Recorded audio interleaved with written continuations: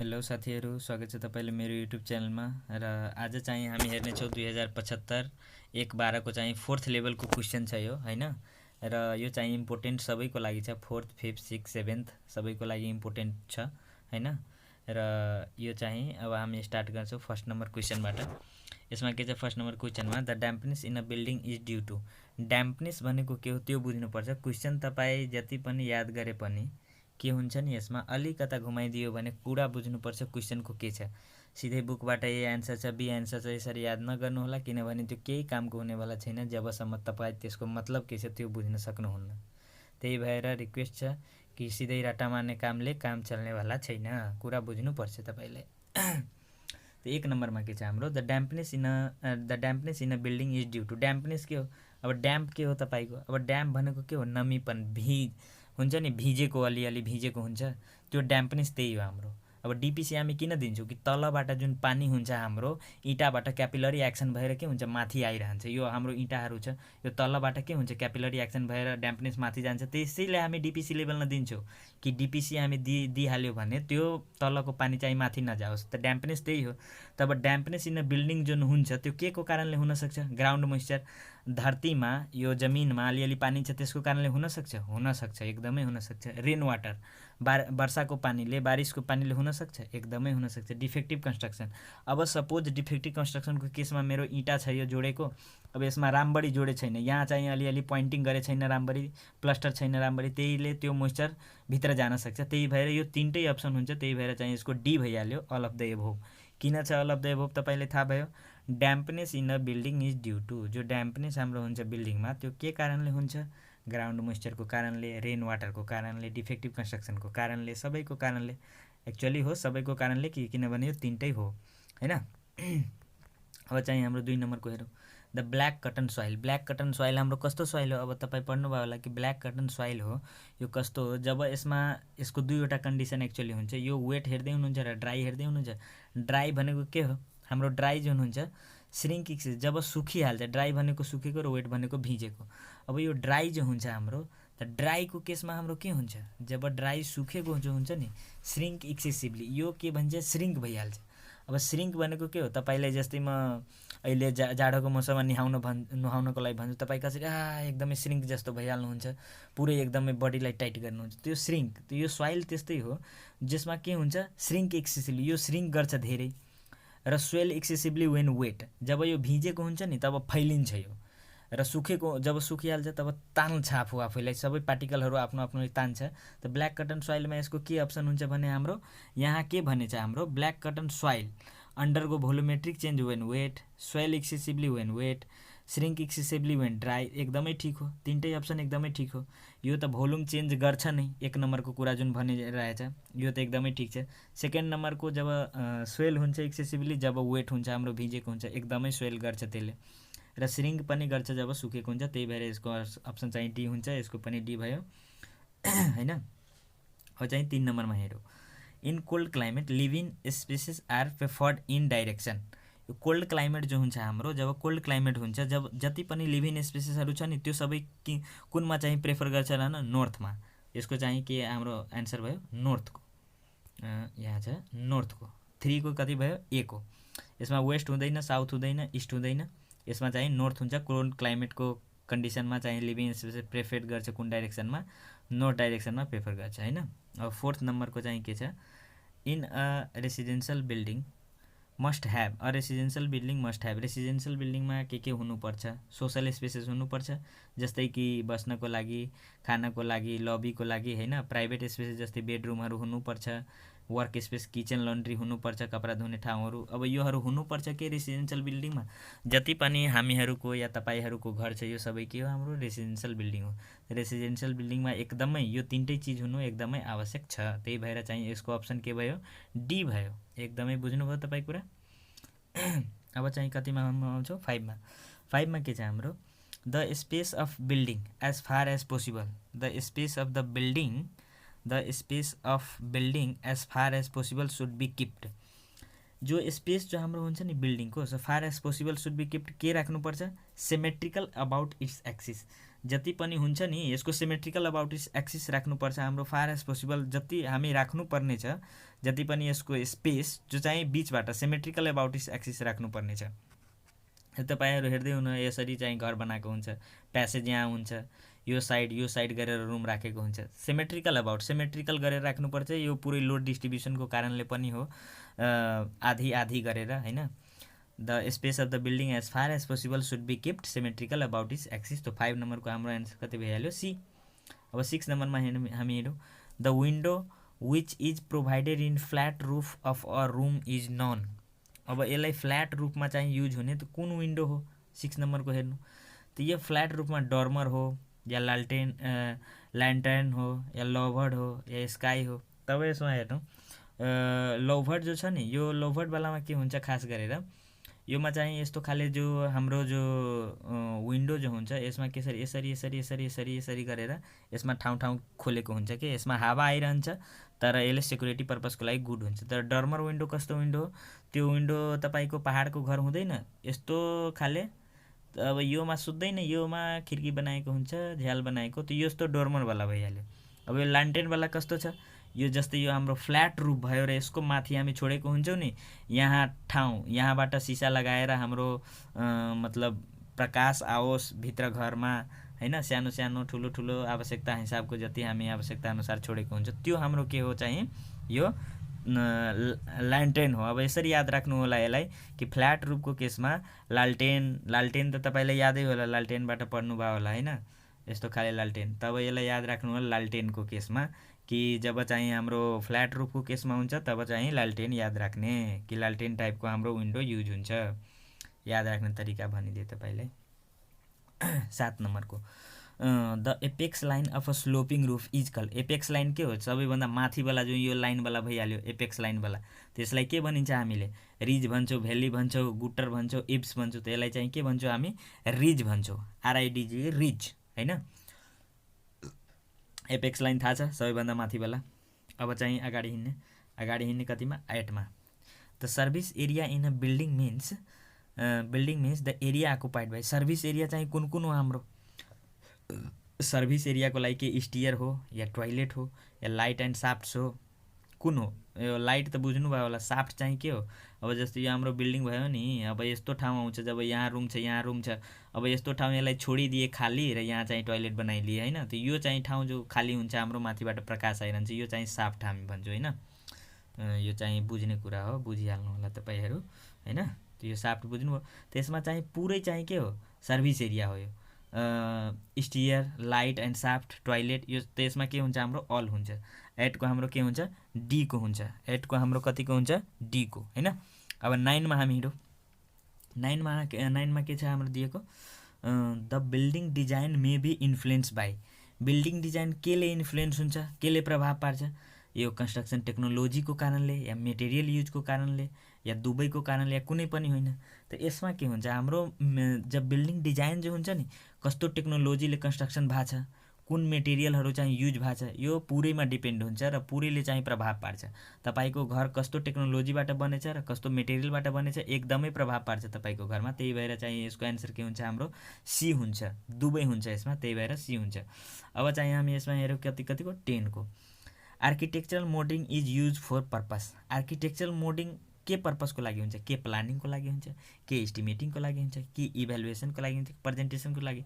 यसमा चाहिँ के हुन्छ? प्रेजेन्टेसनको लागि। मेन आर्किटेक्चरल जो मोडलिङ हुन्छ नि, आर्किटेक्चरल के हो? जो मेन काम गर्ने हो त्यो त सिभिल इन्जिनियर हो, स्ट्रक्चरको लोड क्यालकुलेट गर्ने यताउता पुरै। आर्किटेक्चर भनेको के हो? माथिको चाहिँ कति डिजाइन हुन्छ, त्यो कति डिजाइन लाग्छ हेर्नमा, चाहिँ कति एपिरेन्स जो एट्र्याक्टिभ छ त्यो चाहिँ मेन काम गर्ने। त्यो प्रेजेन्टेसनको मेन काम चाहिँ कसको हुन्छ? आर्किटेक्चरको हुन्छ। त्यही भएर आर्किटेक्चरल मोडिङमा के हुन्छ? प्रेजेन्टेसनको काम हुन्छ। अब चाहिँ 11 नम्बरमा के छ? Aesthetic part of the building include. तब एस्थेटिक के भयो? तपाईँको सौन्दर्य मतलब रूपरेखा सौन्दर्यवाला, योहरू चाहिँ कतिमा आउँछ? Harmony and rhythm with surrounding. यो टर्म पुरै याद गर्नु होला तपाईँ हो। Harmonic and rhythm with surrounding, यसको चाहिँ के हुन्छ aesthetic part of the building include, aesthetic part जुन हुन्छ नि बिल्डिङ त्योमा इन्क्लुड गरेको हुन्छ के harmonic and rhythm with surrounding, न कि cultural village available local material, योहरू चाहिँ हुँदैन हाम्रो। यसमा चाहिँ के हुन्छ harmony and rhythm with surrounding, योहरू हुनुपर्छ। एस्थेटिक यसले सौन्दर्यवाला कुरा छ भन्ने होइन। अब चाहिँ तपाईँलाई 12 नम्बरको आयो, which of the flowing groups in primary colour, which of the flowing groups in a primary colour. अब त हेर्नु यसमा तपाईँको कलरमा के कन्फ्युज गर्न सक्छ, प्राइमरी सेकेन्ड्री, प्राइमरी हुन्छ फर्स्ट, सेकेन्ड्री हुन्छ सेकेन्ड, टर्सरी हुन्छ थर्ड। त प्राइमरीमा के हुन्छ आरवाइबी याद राख्नु होला। आरवाइबी तपाईँलाई इलेक्ट्रिकलको एउटा भिडियो राखेको छु, त्योमा पनि म भनेछु तपाईँलाई यो के हो, रेड येल्लो र ब्लू हो। त यसमा के हुन्छ हाम्रो यो तीनटा खोज्नु होला, रेड येल्लो ब्लू कहाँ छ आरवाइबी। यदि यो येल्लो भएन भने यहाँ ग्रिन हुनसक्छ। यो तीनवटा याद राख्नुपर्ने कुना हो आरवाइबी। अब आरवाइबी जब तपाईँलाई भेटिहाल्यो यो चाहिँ के हाम्रो केमा छ आरवाइबी फर्स्टैमा छ हेर्नु यहाँ। अब त्यस्तै तपाईँलाई कन्फ्युज गर्नको लागि रेड येल्लो ग्रिन राखेछ, रेड अरेन्ज ग्रिन राखेछ, ब्लू ग्रिन येल्लो राखेछ। तपाईँले केमा लगाउने छ रेड येल्लो ब्लूमा लगाउनु पर्ने छ, किनभने यो कन्फ्युज गरेछ। आरवाइबी गरेर तपाईँ याद राखिलिनुहोस्। इलेक्ट्रिकलको वायरिङमा पनि पढाएको थिएँ कि यो 3 टाइपको हाम्रो कनेक्सन हुन्छ, रेड येल्लो ब्लूवाला फेजवाला तार हुन्छ जो हैन। यो आरवाइबी जो भयो र यसको ठाउँमा वाइ नभएको ठाउँमा ग्रिन हुनसक्छ, त्यो याद राख्नु होला। यो चाहिँ हाम्रो के हो प्राइमरी कलर हो। र यो प्राइमरी कलरको मद्दतले मिक्स गरेर यदि अर्को कलर निकालिन्छ, जस्तै कि हाम्रो ब्लू र रेडलाई मिक्स गरिदिए, त्यसबाट कुनै एउटा ब्ल्याक बन्यो, सपोज म भनिरहेको छु कि ब्ल्याक बनिहाल्यो। त यो के हाम्रो यो ब्ल्याक कुन कलर हाम्रो भयो, यो ब्ल्याक हाम्रो भयो जहिले पनि सेकेन्ड्री कलर भयो। अब यो ब्ल्याक मिलाएर र अरू सेकेन्ड्री अरू एउटा कलर मिलाएर बनायो, त्यसलाई के भन्छौँ टर्सरी, मतलब थर्ड अर्डरवाला टर्सरी भयो। बुझ्नुभयो। प्राइमरी भनेको एउटा जुन मेन कलर हुन्छ, त मेन कलर भनेको रेड येल्लो ब्लू हो, र त्यसपछि सेकेन्ड्री कलर भनेको कुनै दुईवटा मिक्स गरेर अर्को कलर बन्यो भने सेकेन्ड्री, र त्यो सेकेन्ड्रीवाला मिक्स गरेर फेरि अर्को बन्यो भने टर्सरी बनिहाल्छ। जो कि डी प्रसादको सानोवाला जुन बुक छ त्यो बुकमा पुरै दिएको छ त्यो कलरवाला साइकल, त्यो हेरिलिनु होला। अब चाहिँ 30 नम्बरको हिँडो। त यसको चाहिँ ए को एन्सर भयो युनिटी इज डिजाइन इजकल। युनिटीमा के बुझ्नुहुन्छ, एक युनिट मतलब सबैजना। युनिटीमा जहिले पनि के हुन्छ, न त कन्ट्रास्ट हुन्छ, न रिपिटेसन हुन्छ, न एम्पथी हुन्छ। यसमा जहिले पनि के हुन्छ प्रोक्सिमिटी हुन्छ हैन। प्रोक्सिमिटी प्रोबेबिलिटी जस्तै, र युनिटी भनेको के हो हाम्रो 1 जस्तै। युनिटी भनेको 1 जस्तै के 1 नै हुन्छ एक्चुअली, हुन्छ नि क्लासमा युनिटी छ मेरो, मतलब सब मेरो पक्षमा छ, म सबैको पक्षमा छु, युनिटी छ, हामीहरूको एक बोल छ। त यो युनिटीको केसमा के हुन्छ हाम्रो प्रोक्सिमिटी हुन्छ हैन। चलिरहेछ कि छैन रे, चलिरहेछ।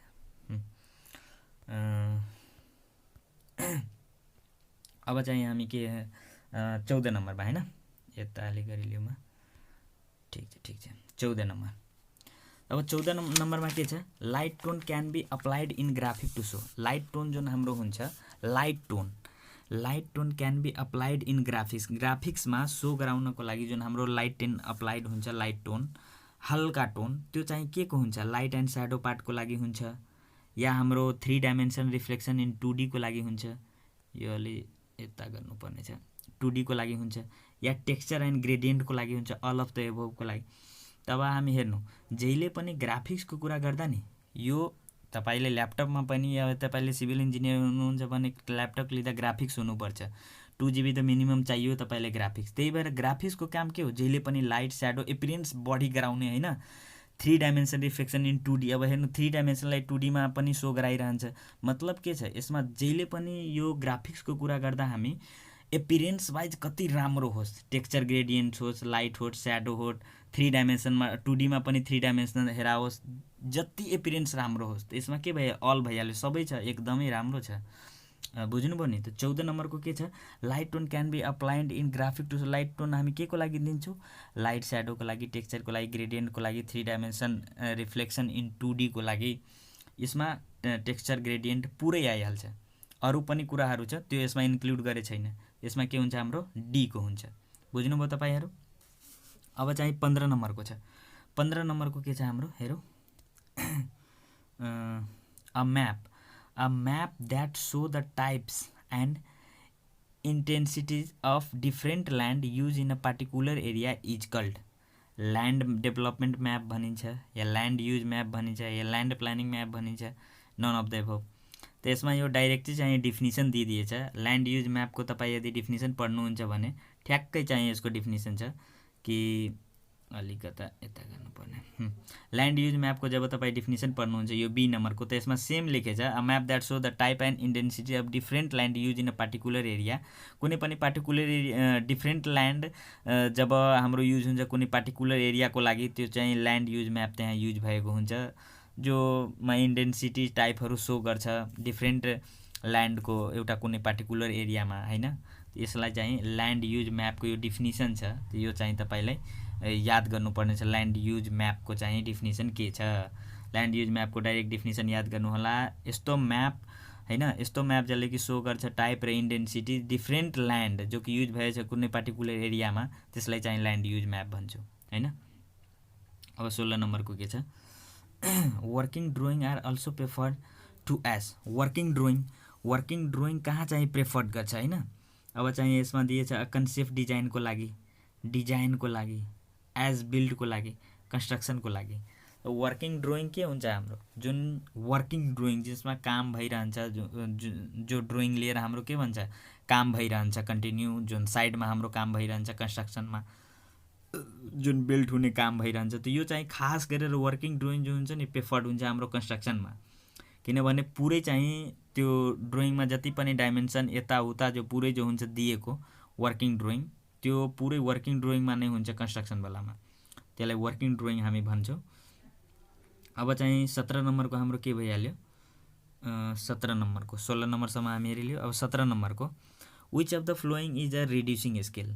यसमा रिड्युसिङ स्केल कुन छ त, अब तपाईँले स्केल पढ्नुभयो होला, एउटा हुन्छ फुल स्केल, रिड्युसिङ स्केल र इन्लार्जिङ स्केल। तब म तपाईँले भनिदिउँ फुल स्केल भनेको यसको स्केल जस्तो 1:1 रेसियो छ।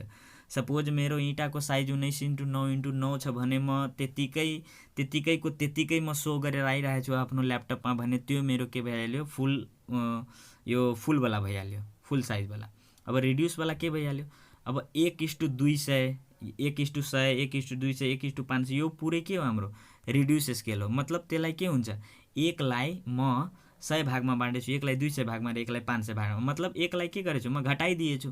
त यो चाहिँ के भइहाल्यो रिड्युसिङ स्केल। त्यही भएर इन्लार्ज स्केल आउँछ।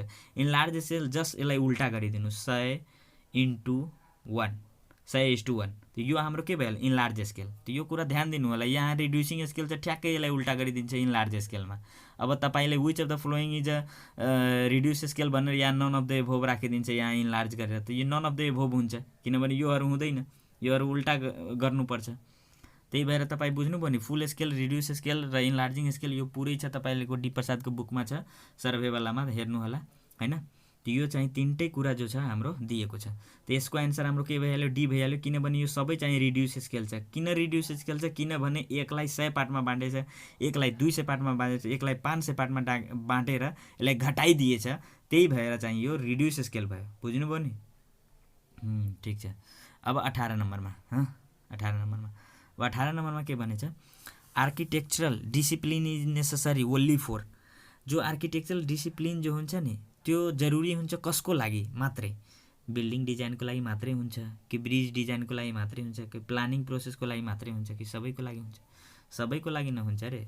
किन बिल्डिङको लागि के, बिल्डिङको लागि मात्रै आर्किटेक्चरहरूको डिसिप्लिन गर्ने, ब्रिज बनाउनुको लागि नगर्ने? ब्रिजमा जाँदैन कोही, बिल्डिङमा मान्छे बस्छ भने ब्रिजमा मान्छे जाँदैन, त्यति हेभी ट्रक बसहरू गइरहेको हुन्छ, कहीँ टुट्यो भने।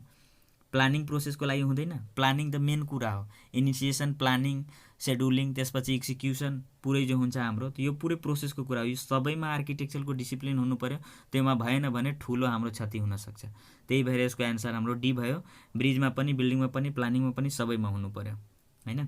अब 19 नम्बरमा vertical line are drawn. Vertical line जो हामी ड्रो गर्छौँ, भर्टिकल लाइन ड्रो यो टपबाट बटममा गर्छौँ या बटमबाट टपमा गर्छौँ, के गर्छौँ? अब जो हाम्रो यो सपोज हाम्रो ड्रोइङ बोर्ड भयो, तब यो हाम्रो टी स्केलको जुन हाम्रो ब्लेड छ, स्टक ब्लेड यो भयो होइन। अब जो हाम्रो यो के भन्छ ट्रायङ्गल जो छ, यसले हामी सेट स्क्वायरले अब हामी जो मेजर भर्टिकल लाइन दिइरहेको छौँ, यो टपबाट बटम या बटमबाट टप के हो एक्चुअल यसको मतलब, त एक्चुअल यसको फिक्स छैन। या तपाईँ माथिबाट पनि तल डाइरेक्ट तबबाट बटम तान्न सक्नुहुन्छ, तलबाट पनि तपाईँ माथि तान्न सक्नुहुन्छ, यसको दुवै हुनसक्छ। त्यही भएर भर्टिकल लाइन तपाईँ ड्रो कहाँबाट गर्न सक्नुहुन्छ, दुवैबाट गर्नुहुन्छ, top to bottom, bottom to top, दुवैबाट। Which of the following is an engineering drawing equipment, engineering drawing equipment चाहिँ कुन हो यसबाट, त्यो भनेछ। कति नम्बरमा हाम्रो 20 नम्बरमा ठ्याक्कै भनिदिएछ। त 19 नम्बरको त सी एन्सर भयो, तपाईँलाई थाहा भयो। 20 नम्बरको which of the following is an engineering drawing equipment, तब टी स्क्वायर त तपाईँ लग्नु नै हुन्छ, सिट स्क्वायर लग्नु नै हुन्छ, कम्पास त लग्नु नै हुन्छ, मतलब सबै छ, यसमा केही थिएन। एकदमै सिम्पल क्वेसन छ। कति बेला एकदमै धेरै धेरै सिम्पल क्वेसन सोधिदिन्छ हैन। अब तपाईँ 21 को हेर्नु, the most reliable estimate is, अब चाहिँ मोस्ट रिलायबल इस्टिमेट कुन हो, यो चाहिँ आउट क्वेसन हो। तपाईँ यो क्वेसन यति रिपिट भएको छ कि तपाईँ यो जुन सेटमा हालेछ त्यो हेरिलिनु होला। यो सेटमा मलाई लाग्छ 10-12 चोटि यो क्वेसन छ, प्रत्येक साल यो एउटा सोधिनै दिन्छ। एउटा त्यो प्रिन्सिपलवाला होल टु पार्ट, एउटा यो दुवै यो सर्भेको आउटै क्वेसन छ। मोस्ट रिलायबल इस्टिमेट भन्ने बित्तिकै तपाईँ फट यहाँ चाहिँ तुरन्तै डिटेलमा लगाउनुपर्छ, यो चाहिँ आउटै क्वेसन छ यो। अब चाहिँ 22 को हैन, estimating and कोस्टिङ are useful for, estimating कोस्टिङ जो छ नि युजफुल कसको लागि हुन्छ हैन, investor of the project, investor of the प्रोजेक्टको लागि हुन्छ कि के भन्छ रे कन्ट्र्याक्ट गभर्मेन्टको लागि हुन्छ, या इन्जिनियर आर्किटेक्टको लागि हुन्छ, कि सबैको लागि हुन्छ। अब इस्टिमेटिङ एन्ड कोस्टिङ जो छ यो त सबैको लागि हुन्छ, चाहे त्यो इन्भेस्टर रहोस्, चाहे कन्ट्र्याक्टर रहोस्, चाहे गभर्मेन्ट रहोस्, चाहे इन्जिनियर रहोस्, चाहे आर्किटेक्चर रहोस्, चाहे जो रहोस्, चाहे टेन्डरवाला कुनै पनि जे भए पनि इस्टिमेटिङ एन्ड कोस्टिङ एकदमै युजफुल छ। किनभने केही चिज त्यो गर्छ, कन्ट्र्याक्ट लिएमा, टेन्डर दिएमा, केही भएमा इस्टिमेट त गर्नै पर्छ। इस्टिमेट बिना गरे बिना केही हुनेवाला छैन। त्यही भएर चाहिँ इस्टिमेटिङ कोस्टिङ सबैको लागि युजफुल छ। त्यही भएर अप्सन चाहिँ यसको के भयो, डी भयो हैन। ठिक छ। वेट अफ 1 ब्याग सिमेन्ट, अब यो त भन्नु नपर्ने, बी को चाहिँ छ। यसमा कहीँ तपाईँलाई डेन्सिटी सोध्यो भने 1440 भयो। अब त्यसैमा तपाईँले भोल्युम सोधिदिन्छ यसको, जस्तै यो 50 केजी छ, यसकोमा के भन्छ कि 35 लिटरमा भयो भने 35 लिटरमा भइहाल्छ यसको। अब यसैमा तपाईँलाई यसको चाहिँ जस्तै कति चाहिँ 1 क्युबिक मिटरमा 28.8 बोरा जुन हुन्छ त्यो सोधिदिन्छ। त्यो कुराहरू ध्यान दिनु होला, यति सिम्पल क्वेसन सोध्दैन आजकल, यो सबैले थाहा छ। त त्यो कुनै क्वेसनको जुन क्वालिटी जो धेरै लो छ त्यो टाइपको क्वेसनहरू धेरै चाहिँ आउने गर्दैन। द टाइप्स अफ इस्टिमेसन 24 को हेरौँ, the types of estimation use for Nepal government project are estimate, the types of estimation use for Nepal government project, Nepal गभर्मेन्टको जुन प्रोजेक्ट छ त्योहरूमा कुन टाइपको इस्टिमेट युज हुन्छ हैन। प्रिमिलरी हुन्छ, या डिटेल्ड हुन्छ, या रिभाइज हुन्छ, या सबै हुन्छ। अब हेरौँ प्रिमिलरी के हो, डिटेल के हो, रिभाइज के हो। डिटेल त तपाईँले थाहै हो र पुरै डिटेलमा गर्छ त्यसले। रिभाइज भनेको 5% भन्दा बढी यदि पैसा आइरहेछ भने त्यसलाई फेरि रिभाइज गर्छौँ हामी, र त्यो चाहिँ रिभाइज इस्टिमेटमा आइहाल्छ। र प्रिमिलरी जुन स्टार्टिङमा नै पुरै काम गरेर चाहिँ गरेको हुन्छ त्यो चाहिँ प्रिमिलरी हुन्छ। त्यो तीनटै टाइप हाम्रो आउँछ। यो नेपाल गभर्मेन्ट जो हाम्रो छ यो तीनटै टाइप फलो गर्छ। त्यही भएर चाहिँ यसको के भइहाल्यो आन्सर हाम्रो डी भइहाल्यो हैन।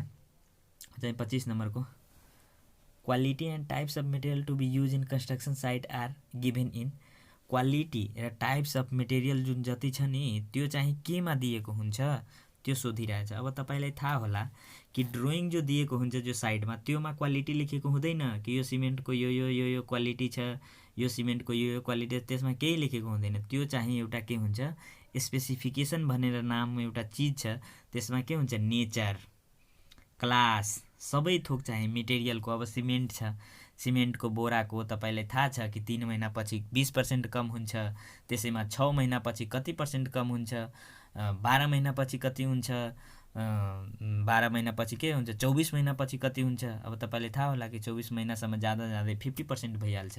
मतलब के भयो, 2 सालपछि सिमेन्टको स्ट्रेन्थ डाइरेक्टै 50%मा झडिहाल्छ।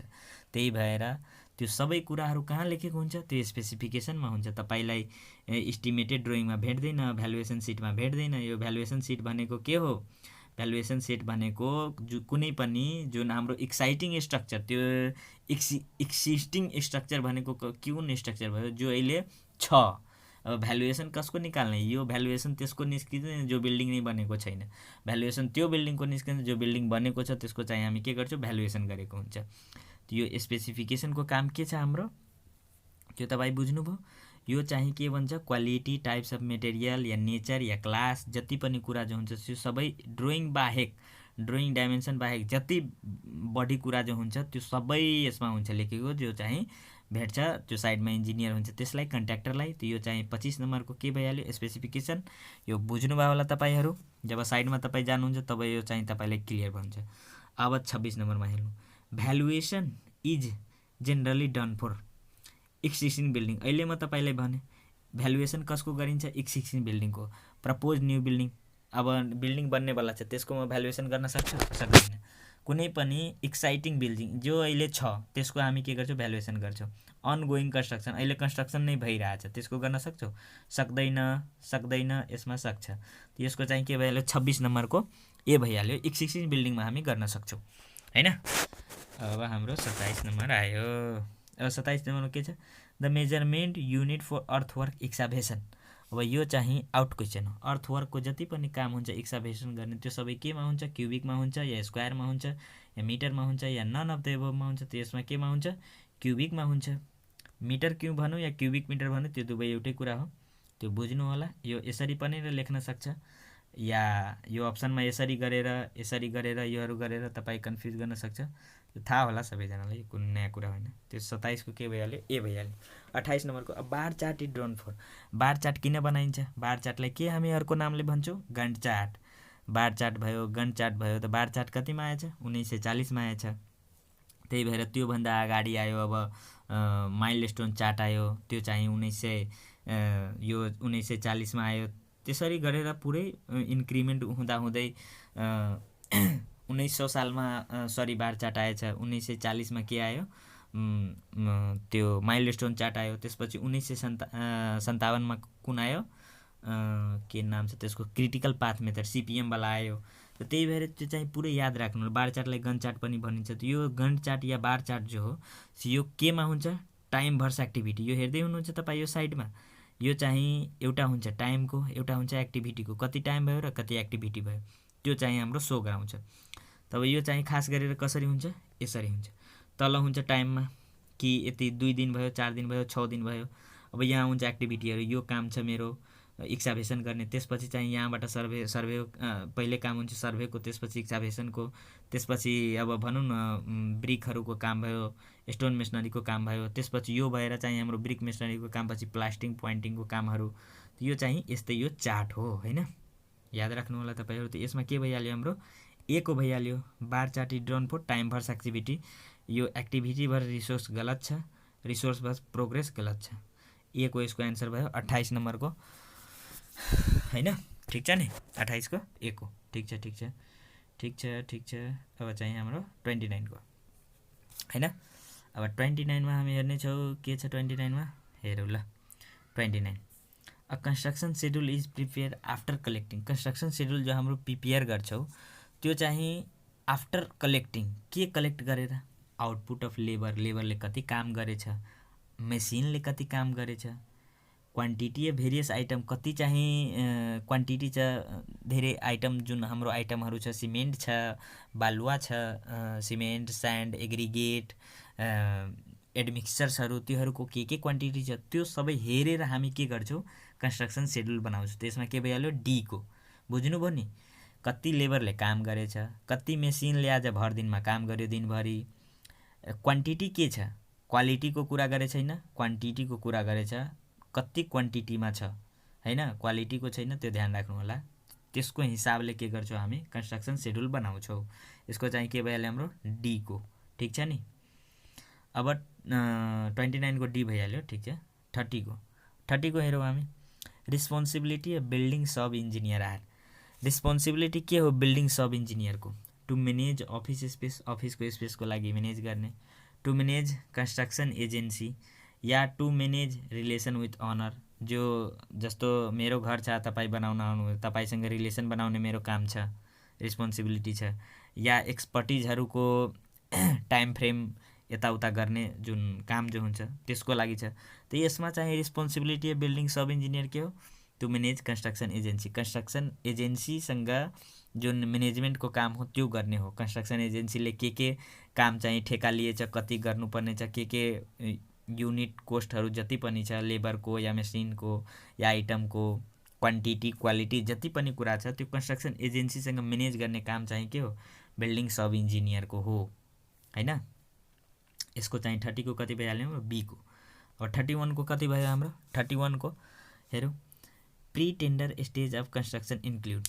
प्री टेन्डर के हो, अब टेन्डर तपाईँले एकचोटि भनिदियो, टेन्डरमा एक्चुअली के हुन्छ, बोली लगाउने हुन्छ। अब सपोज मेरो घर बनाउनु छ, त्यसको 50,000 मैले राखेको छु होइन, 50,000 मेरो घर बनाउनुमा मेरो पैसा छ। अब म चाहिँ बोली लगाउँछु, टेन्डर गर्छु होइन, कि अब तपाईँले सपोज 50,000मा 49,000मा गरिदिनु भयो त तपाईँलाई दिइदिन्छु, किनभने मेरो काम 49,000मा भइरहेछ भने म तपाईँले दिन्छु। कतिजनालाई 55,000 60,000 70,000 दिन्छ, त्यसलाई दिँदैन म।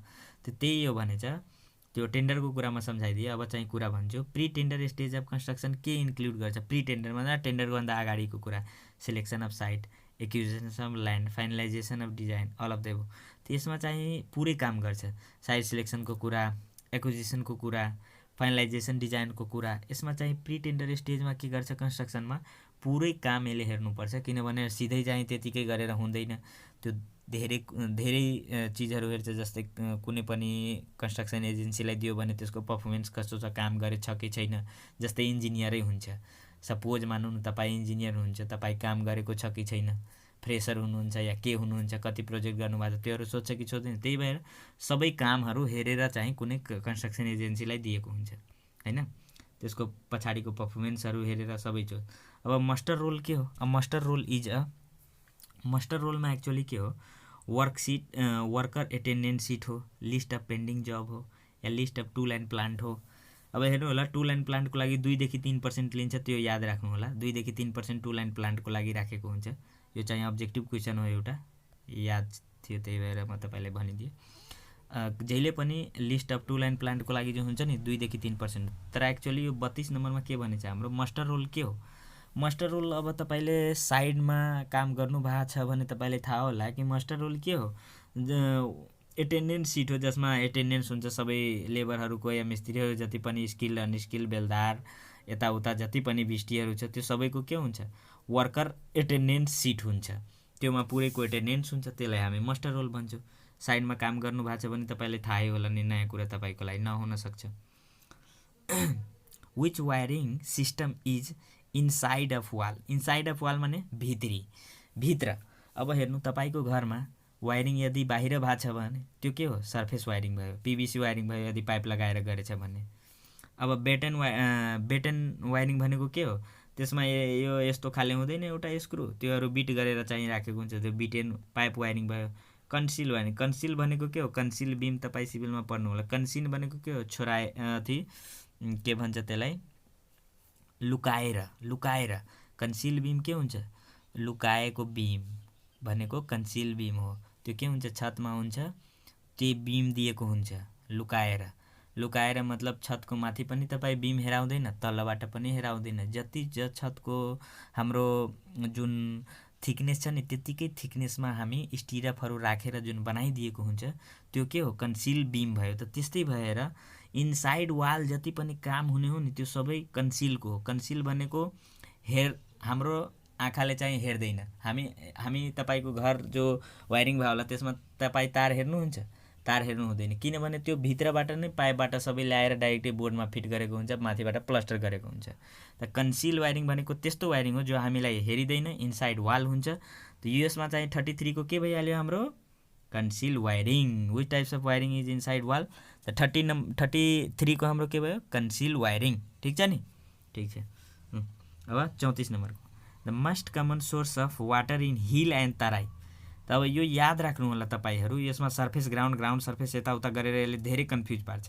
तपाईँ याद राख्नु होला कि हिलमा जहिले पनि के हुन्छ, सर्फेसमा हुन्छ, र तराईको केसमा आयो भने ग्राउन्डमा। अब तराईमा हेर्नु तपाईहरू कलहरू छ धेरै, तराईमा तलबाट पानी निकाल्छु, तपाईँ याद गर्नुहोस् र कन्सेप्ट बनाउनुहोस्, यो बिर्सिनु हुँदैन। पहाडमा के हुन्छ, पहाडमा डाइरेक्टै हिलबाट के हुन्छ, झरनाहरू हुन्छ, त्यहाँबाट पानी आइरहेको हुन्छ। त पहाडमा सर्फेसवाला, तराईमा कलउलवाला यादै राख्नु होला कि ग्राउन्डबाट हामी पानी तानिरहेको हुन्छौँ। यो क्वेसन तपाईँ बिर्सन सक्नुहुन्न। यसरी याद गर्नुभयो भने हिलमा के हुन्छ, सर्फेसमा, तराईमा, ग्राउन्डमा। ठिक छ नि, यसको चाहिँ बी एन्सर हुन्छ। यो याद राखिलिनु होला, याद गर्ने क्वेसन छ।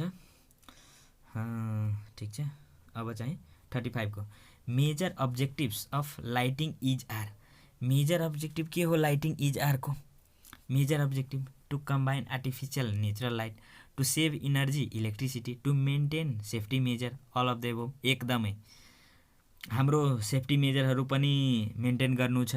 मेजर अब्जेक्टिभ भनेछ, मेजर अब्जेक्टिभ। माइनरको कुरा गऱ्यो भने हामी सेभ सायद गरिलियौँ यो कुरा, तर मेजर अब्जेक्टिभ भनेछ, त्यही भएर यो चाहिँ हामी सेभ गर्न पनि पाउँदैनौँ। कम्बाइन आर्टिफिसियल नेचुरल लाइटको लागि एकदमै यो तिनटै अप्सन एकदमै इन्क्लुड गर्छौँ, किनभने आर्टिफिसियल नेचुरल लाइट हामीलाई मिलाउनु छ।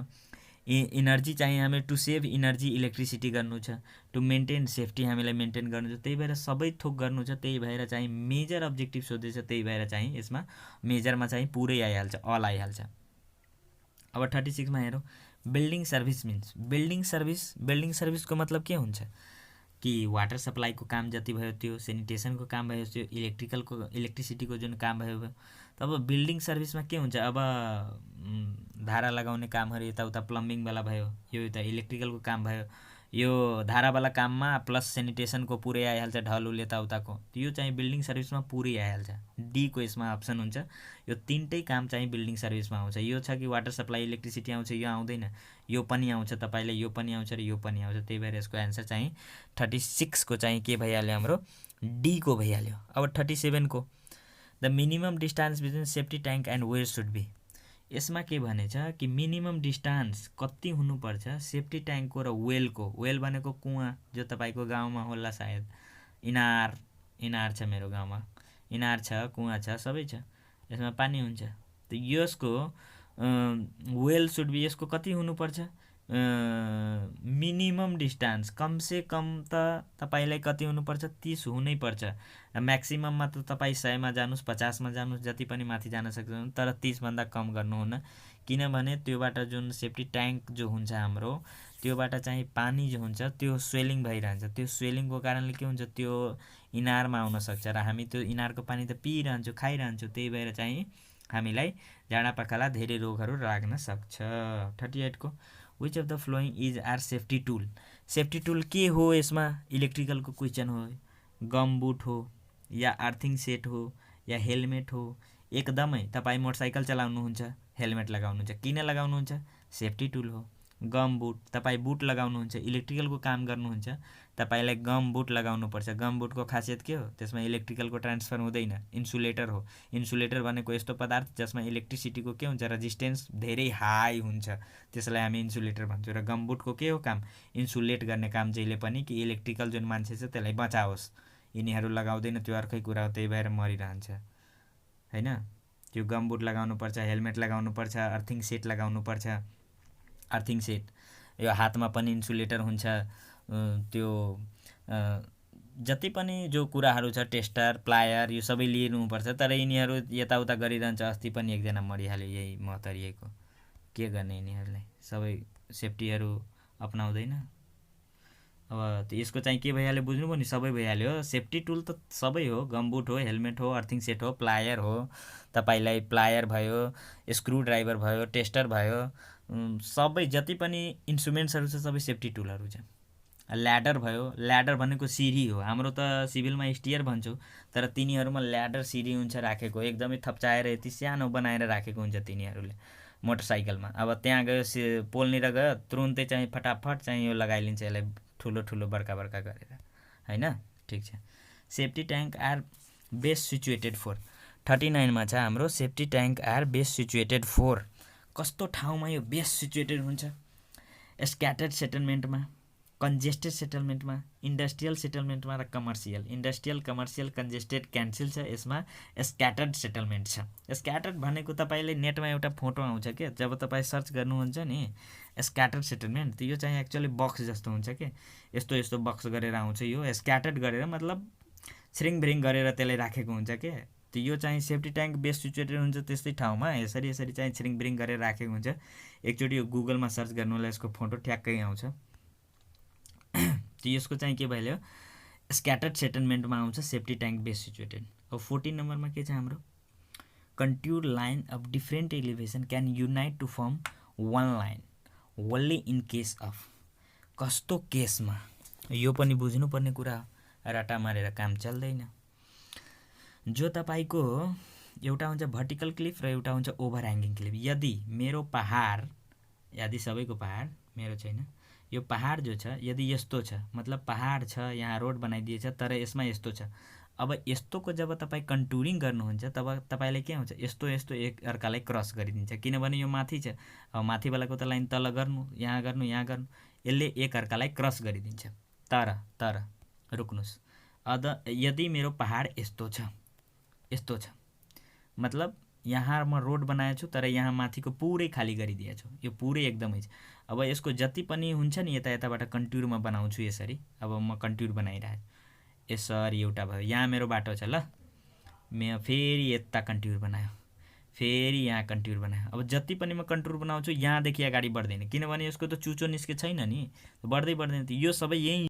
अब तपाईँलाई युनाइट भनेको के हो, युनाइट भनेको एक ठाउँमा आएर मिल्नु, जुट्नु। त अब जति म यसलाई बनाउँछु त्यो सबै के हुन्छ, यहाँ आएर जुटिहाल्छ।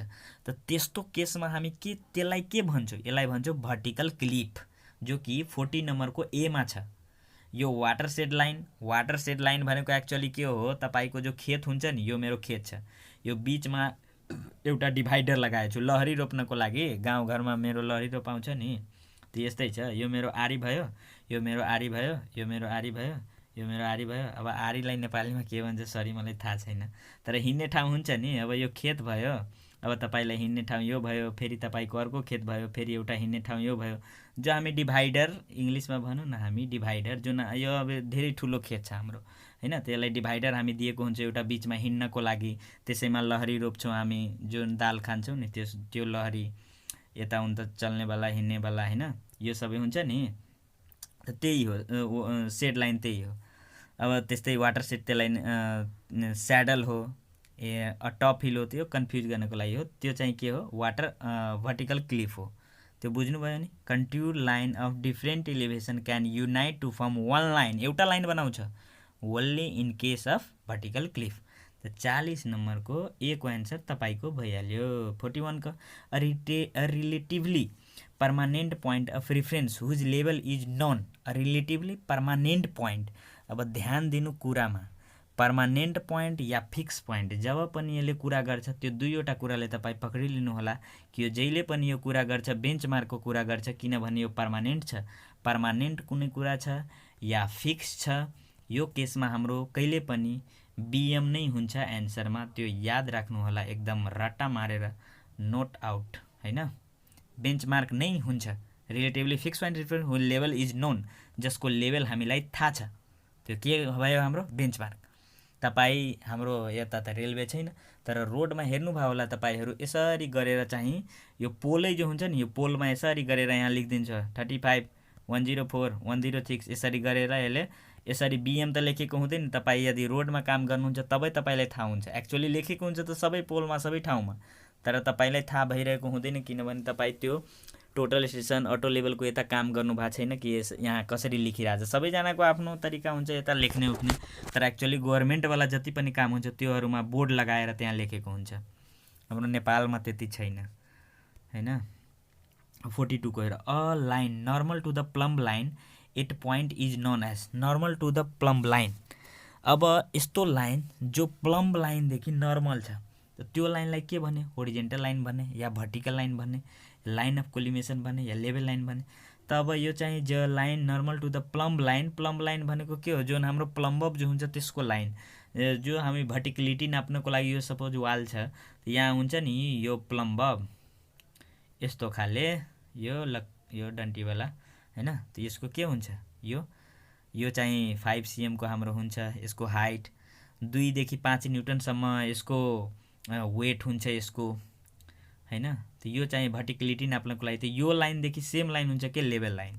जहिले पनि प्लम्ब लाइनदेखि कुरा गर्दा normal to the plumb line at point is known as, जहिले पनि के हुन्छ हाम्रो लेभल लाइन हुन्छ। लेभल लाइनको नर्मल हुन्छ, एक्चुअली लेभल नाप्नको लागि नै त्यो युज गरिन्छ, त्यही भएर लेभल लाइन हो प्लम्बवालाको केसमा।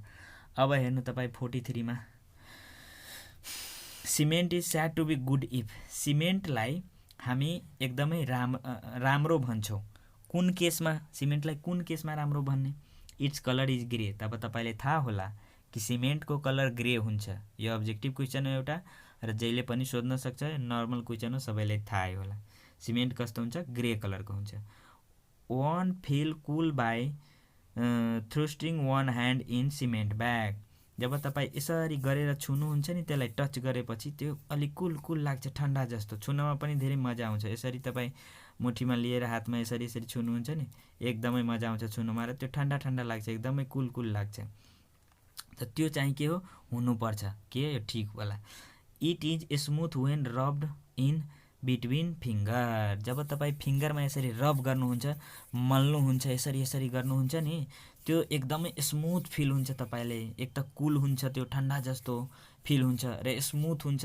स्मुथ मतलब के हुन्छ? जस्तै तपाईँलाई हुन्छ नि ड्रइङ गर्नुभयो होला, त्यसमा दुईवटा पेज हुन्छ, मतलब एउटा पेजमा दुईवटा सर्फेस हुन्छ। एउटा हुन्छ स्मुथ सर्फेस र एउटा हुन्छ रफ सर्फेस। त रफमा अलिक खस्रो हुन्छ, स्मुथमा अलिक एकदमै पेन्सिल एकदमै राम्रो तरिकाले चल्छ के। त त्यस्तो स्मुथ भनेको के हो? एकदमै स्मुथी फिलवाला, एकदमै तपाईँले यसरी गर्नुहुन्छ नि हातले, त एकदमै फिल आउँछ, त्यो एकदमै स्मुथ छ त्यो। त्यसमा के भइहाल्यो हाम्रो? डीको चारटै अप्सन ठिक छ। ग्रे हुनु पर्यो, कुल हुनु पर्यो फिल, र स्मुथनेस त्यसमा हुनु पर्यो। लम्प्स हुनु भएन। लम्प्स भनेको के हो? गाँठोहरू, जुन सिमेन्टहरू अलिक मोइस्चरको कन्ट्याक्टमा आएपछि नि गाँठोहरू भइहाल्छ। त लम्प्स फ्री हुनु पर्यो त्यो सिमेन्ट। यदि लम्प्सहरू छ, गाँठोहरू छ भने त्यो खराब हुन थालेछ, त्यसको लाइफ जान थालेछ, त्यस्तो खाले सिमेन्टमा गिन्ती हुन्छ त्योहरू, होइन? त्योहरू ध्यान राख्नु होला। त 43 को हाम्रो डी भइहाल्यो, ठिक छ नि।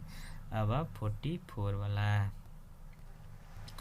44 मा ठिक छ, एउटा यो कुरा छ जो कि इन्टरभ्यूमा सोधेको थियो। एउटा दाइलाई वासको फुल फर्म के हो रे?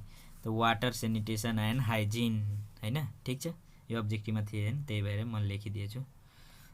अब 44 मा के छ? Marble is an example of. Marble के हो? तपाईँलाई थाहा होला, मेटामोर्फिक रक हो मार्बल। इग्नियस एक्वेस छैन, सेडिमेन्ट्री छैन। इग्नियस रक के हो, सेडिमेन्ट्री के हो, मेटामोर्फिक के हो, एक्युएस के हो, यो सबै तपाईँलाई म यसको भिडियो बनाइदिएछु, तपाईँ भिडियो हेर्नु होला, लेक्चर छ यसको बनाएको। त यो मार्बल जो छ नि, इक्जाम्पल के छ? मेटामोर्फिक रक हो। मेटामोर्फिक कस्तो टाइपको रक हो? जो चाहिँ एकदमै हाई टेम्परेचर प्रेसरमा बनेको जुन हुन्छ नि, त्यो हुन्छ मार्बल। र मार्बल र ग्रेनाइटमा तपाईँले कन्फ्युज गर्यो भने तपाईँ के गर्नु होला? स्ट्रेन्थवाला क्वेसनमा आउँछ, जुन भन्छ स्ट्रेन्थ वाइज कुन राम्रो छ। त्यस्तै स्ट्रेन्थ वाइज मार्बलको कम्पेरिजनमा ग्रेनाइट हुन्छ, होइन? जो चाहिँ बढी बलियो हुन्छ, ठिक छ नि। 44 मा के भयो हाम्रो? बी को भयो। 45 मा the bending moment diagram. The bending moment diagram of the cantilever being subjected to a moment at end of the beam shall be। Bending moment diagram cantilever बिमको लागि यसले भनेछ subjected to a moment at the moment चाहिँ इन्डमा लगाइरहेछ। तब एक्चुअलमा चाहिँ यसको figure के छ? यहाँ छ, यहाँ चाहिँ मोमेन्ट लगाएछ एम। तब यसको चाहिँ के हुन्छ? कस्तो डायग्राम बन्छ यसले? End of the beam shall be the bending moment diagram। Bending moment diagram और क्यान्टिलिभर बीम, त यसले सोधेछ फोर क्यान्टिलिभर बीमको लागि। त बेन्डिङ मोमेन्ट डायग्राम यसको रेक्टेङ्गल हुन्छ, प्याराबोलिक हुन्छ, ट्यापोजोटियल हुन्छ, या ट्रायङ्गल हुन्छ। त यसको जब क्यान्टिलिभरको केस छ, त्यसमा पनि चाहिँ मोमेन्ट लगाएछ लास्टमा भने त्यसको ठ्याक्कै भनेर चाहिँ यसको क्यान्टिलिभर बीमको केसमा के हुन्छ? एउटा फिक्स हुन्छ, एउटा फ्री हुन्छ, र यहाँ चाहिँ यसले मोमेन्ट लगाएछ। अब यहाँ मोमेन्ट लगाउने बित्तिकै यसको चाहिँ पहिलो चाहिँ फेज के हुन्छ? हाम्रो रेक्टेङ्गल। जहिले पनि कुनैको पहिलो फेज हुन्छ हाम्रो रेक्टेङ्गल, त्यसपछि आउँछ ट्रायङ्गलमा, त्यसपछि आउँछ क्युबिक प्याराबोलामा।